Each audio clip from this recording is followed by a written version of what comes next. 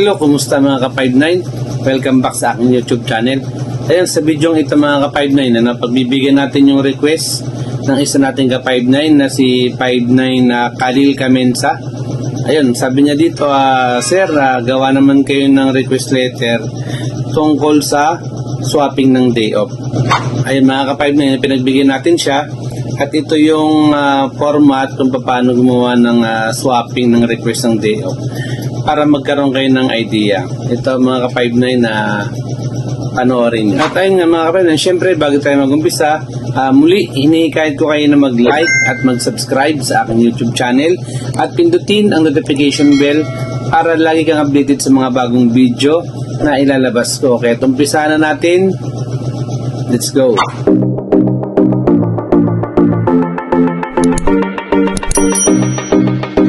At ito nga mga ka-59, ito yung format ng report kung paano gumawa ng request sa day off ng swapping ng day off nyo. Ayan, sundan nyo lang yung format kung paano ginawa.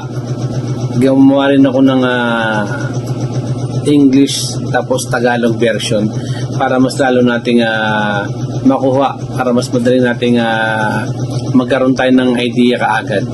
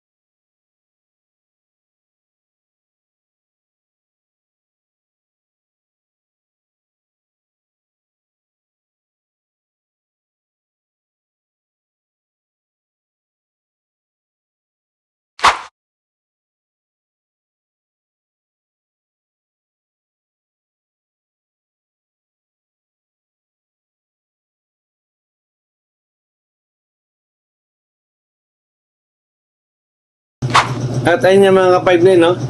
Sana nakakuha kayo ng idea dun sa pinakita ko sa inyo sa ginawa natin na report kung paano gumawa ng swapping ng request para sa inyong mga day off. At ayun mga ka-59, kung meron kayong gustong i-request dyan na gagawin natin mga report o para makakuha kayo ng idea, mag-comment na kayo sa comment section at gagawin natin para meron kayong paggagayaan mga ka-59.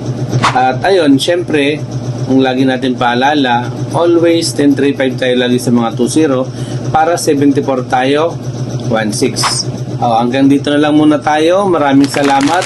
Mabuhay tayo at God bless sa ating lahat. Thank you.